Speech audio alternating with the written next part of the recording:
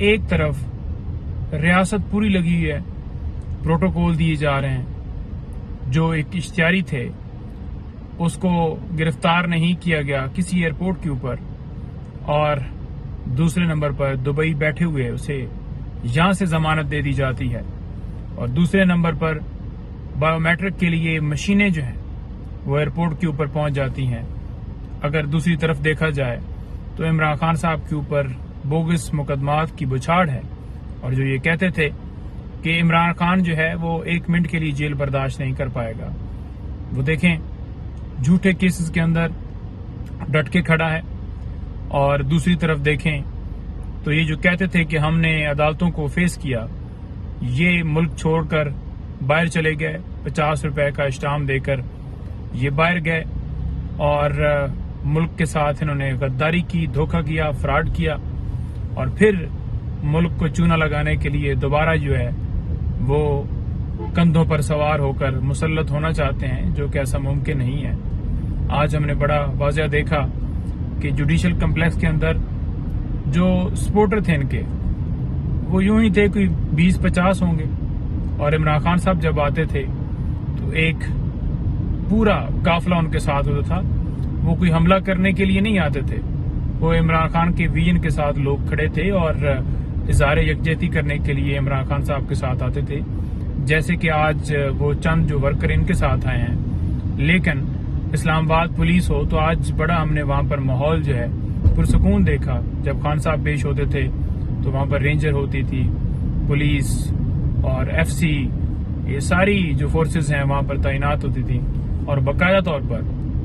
پاکستان تحریک انصاف کے کارکنان کے اوپر لاٹھی چارج ہوتا تھا، اور باقاعدہ طور پر شیل برسائے جاتے تھے، جو ہے ڈنڈے مارے جاتے تھے، اور پھر FIRs بھی درج کر دی جاتی تھی کہ آپ نے حملہ کیا ہے۔ اور آج پرسکون پولیس نظر آئی۔ ہم یہ نہیں کہتے کہ کسی کے اوپر ڈنڈے مارے جائیں یا PMLN کے ورکرز کے اوپر کوئی تشدد کیا جائے، لیکن پاکستان تحریک انصاف کے جو کارکن تھے، سپورٹر تھے، ان کے ساتھ ایسا کیوں سلوک کیا گیا؟ کیا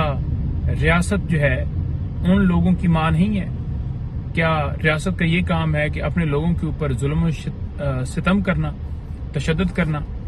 یہ ریاست کا کام ہے؟ تو آج یہ جناب جو مجرم ہیں وہ پیش ہو رہے ہیں، اور ان کو باقاعدہ طور پر پروٹوکول دیا گیا ہے۔ جب ہم سیکیورٹی کی درخواست اسلام آباد ہائی کورٹ میں بھی لے کر جاتے ہیں تو اس کے اوپر مہینوں فیصلہ نہیں ہوتا، اور اگلے دن وہ درخواست لگی ہوئی تھی۔ اور دوسری طرف دیکھا جائے تو اس کا سٹیٹس جو ہے وہ ملزم کا ہے، اور اسے پروٹوکول دیے جا رہے ہیں، اسے ایکس پرائم منسٹر کی سیکیورٹی دی جا رہی ہے، جبکہ عمران خان صاحب صرف اور صرف ان کے اوپر جھوٹے مقدمات، ان کا سٹیٹس اس وقت یہ نہیں تھا کہ وہ کنوکٹ ہوئے تھے یا ٹرائل کنکلوڈ ہوا تھا اور وہ جو قصوروار پائے گئے تھے، اس کے باوجود ان کے ساتھ جو ہے وہ یہ سلوک کیا گیا۔ لیکن وہ اپنی سیکیورٹی کے ساتھ تمام عدالتوں میں قانون کی پاسداری کرتے ہوئے، آئین کی بالادستی کے لیے 20 مقدمات میں عدالتوں کے سامنے عدالتوں کا احترام کرتے ہوئے پیش ہوتے تھے،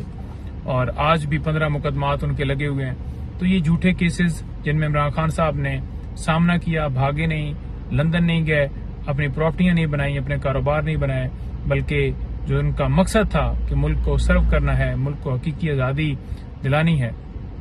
وہ ویژن انہوں نے لوگوں کو دے دیا ہے، اور اب قوم جاگ چکی ہے۔ کسی طرح سے اس ٹولے کو زبردستی مسلط نہیں کیا جا سکتا۔ اور آخر میں یہی کہوں گا کہ کسی طرح سے نواز شریف کو ضمانت نہیں مل سکتی، کیونکہ نواز شریف جو ہیں وہ سزا یافتہ ہیں، اور جو پروسیجر عمران خان صاحب کے لیے اڈاپٹ کیا جاتا ہے کہ نوٹس ہو رہے ہیں اور ڈیٹ دی جاتی ہے، تو وہی پروسیجر جو ہے اڈاپٹ ہو، اور جو پروسیجر اڈاپٹ کیا جاتا ہے پراسیکیوشن جو ہے ان کا کے اوپر بھی ذمہ داری ہے